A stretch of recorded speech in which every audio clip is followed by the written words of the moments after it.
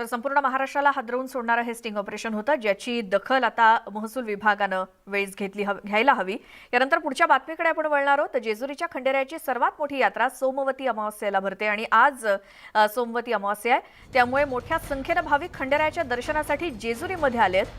सोमवती अमावास्येनिमित्तानं खंडेरायाची जेजुरी सोन्याची झाली आहे आणि तिची ड्रोनच्या माध्यमातून घेतलेली खास दृश्य न्यूज 18 लोकमतच्या प्रेक्षकांसाठी। येळकोट जय मल्हार, सदानंदाचा येळकोट। आपण आहोत आता मल्हाराच्या गाभाऱ्यात आणि ही मूर्ती आपण बघतोय की या मूर्तीचे वेध खंडोबाच्या अखंड महाराष्ट्राला लागलेले असतात। आज सोमवती अमावस्या आहे आणि या निमित्तानं देवाची पालखी आज प्रस्थान ठेवते, त्याचबरोबर करेचं स्नानही होते आणि लाखो भाविक या सोहळ्यासाठी आज इथे जेजुरी गडावर आलेले आहेत। आपल्याला माहिती आहे की हे दैवत कर्नाटक असेल, महाराष्ट्र असेल किंवा जगभरातल्या भाविकांसाठी श्रद्धास्थान आहे। अत्यंत 18 पगड जातीच्या सगळ्या भक्तांसाठीचं हे देवस्थान आणि हा खंडोबा राया दरवर्षी आपल्या भक्तांची वाट पाहत असतो। 2 वर्षानंतर खरं तर हा योग आलेला आहे। कोरोनाच्या काळात ही यात्रा हा उत्सव होऊ शकला नाही, आता मात्र होतो आहे।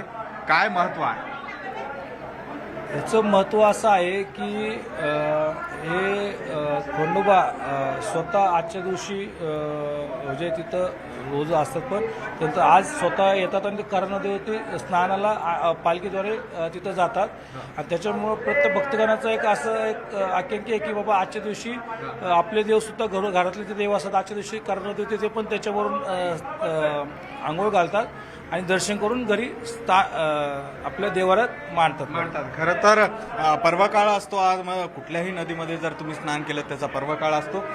ही स्वयंभू मूर्ती आहे, आपण बघतोय खंडोबाची, आणि अत्यंत मनोभावे याचं पूजन केलं जातं। तर इथे जर ह्या सगळ्या वरती ठेवलेल्या मूर्त्या बघितल्या तर आपल्या लक्षात येते की ह्या सगळ्या त्या काळातील राजे महाराजांनी नवस बोलला म्हणून दिला आणि मल्ल्याचं खंडन केलं देवानी। काय खंडन केलं? मणी आणि मल्ल्याचं खंडन केलं खंडोबाने। चैत्र पौर्णिमे दिवशी देवाने अवतार धारण केलेला आहे।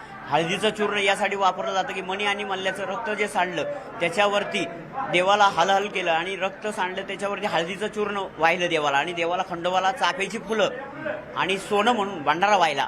बघतोय की हा सगळा उत्साह इथल्या मंडळीच्या चेहऱ्यावर असेल, भक्तांच्या चेहऱ्यावर असेल, जो आनंद आहे तो दिसतोय। 2 वर्षानंतर पालखी सोहळा होतोय आणि त्यामुळेच आपण बघतो की इथे भक्तांचा जो आनंद आहे। येळकोट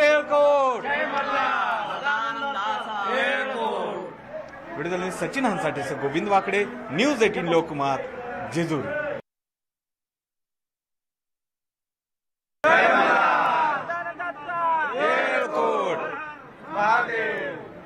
अखंड महाराष्ट्राचं कुलदैवत असलेल्या खंडोबारायाचा पालखी उत्सव सोहळा आज आहे आणि आपण बघतो की सोन्याची जेजुरी जे म्हणतोय त्याचं सगळं जे रूप आहे ते आता आपल्याला या निमित्तानं अनुभवायला मिळतंय।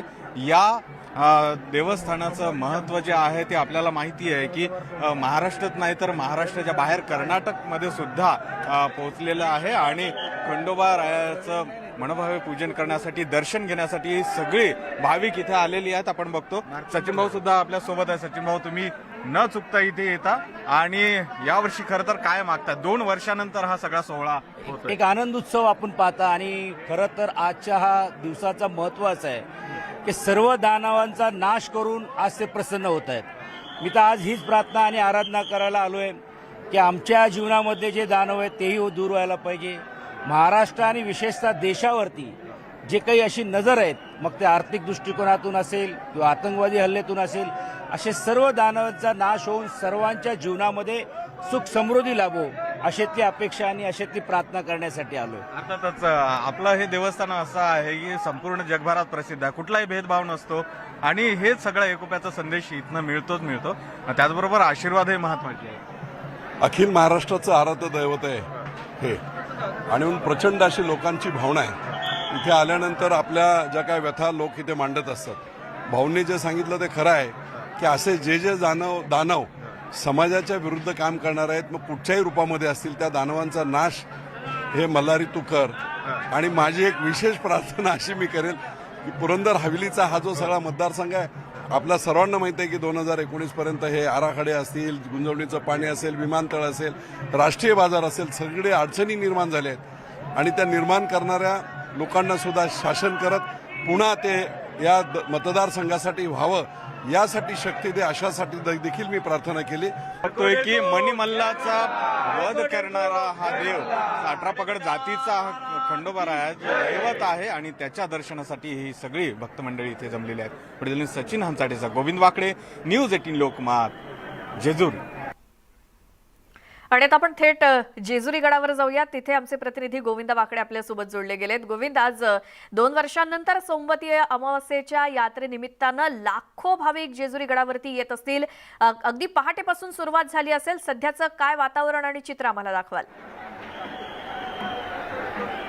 श्वेता, दिवस आहे की महाराष्ट्रात बाहेरून हे सगळे लाखो जे भाविक आहेत इथे खंडोबारायाचे तिथे आलेले आहेत. आणि आपण हे आपले जे व्हिडिओ जर्नलिस्ट आहेत सचिन हंचाटे, मी त्यांना विनंती करतो की हे सगळे मनोहरी दृश्य, सोन्याची जेजुरी ज्याला म्हणतो आपण, ती ही दृश्य आहेत. या ठिकाणी जर बघितलं तर आपल्याला लक्षात येईल भक्तांची रीग लागलेली आहे, मांदियाळी आहे. 2 वर्षानंतर हा सगळा सोहळा होतोय. थोड्याच वेळामध्ये जी आहे ती पालखी प्रस्थान ठेवेल, त्यानंतर खंडोबारायाचं करास्नान होईल आणि या सगळ्याचं दर्शन घेण्यासाठी म्हणून हे भाविक इथे आलेले आहेत. या बाजूला माझ्या इथे जर बघितलं तर पालखी इथे ठेवलेली आहे आणि पालखीचे जे मानकरी आहेत, खांदेकरी आहेत, ते आता इथे आलेले आहेत. बेल भंडारा उधळला जातोय आणि आपण बघतोय की खोबरं जे आहेत त्याची सुद्धा उधळण होते. खरं तर अत्यंत साधा भाव घेऊन ही सगळी मंडळी इथे येतात. 2 वर्ष झालं या सगळ्यांना कोणालाही दर्शन घेता आलं नव्हतं. मात्र आता हे दर्शन घेण्यासाठी म्हणून आपल्या इच्छा मागण्यासाठी इथे व्यक्त करण्यासाठी भाविक आलेले आहेत. माझ्यासोबत काही तरुण आणि ही सगळी भाविक मंडळी आहेत, त्यांच्याकडनं जाणून घ्या काय आनंद होतोय, काय मागताय आज तुम्ही?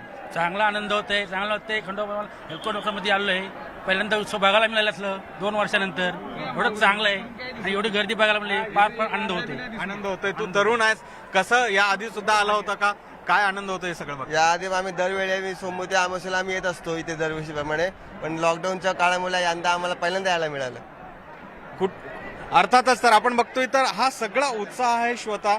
तरुण असतील, ज्येष्ठ असतील, महिला असतील, असा कुठलाही भेदभाव नाही. आणि ही सगळी जी दृश्य आहे जी डोळ्याचं पारणं फेडतात आणि ही सोन्याची जेजुरी आहे जी आपल्याला चंपाषष्ठी आणि त्याबरोबर सोमवती अमावस्येला दर्शन या जेजुरी गडाचं होतं.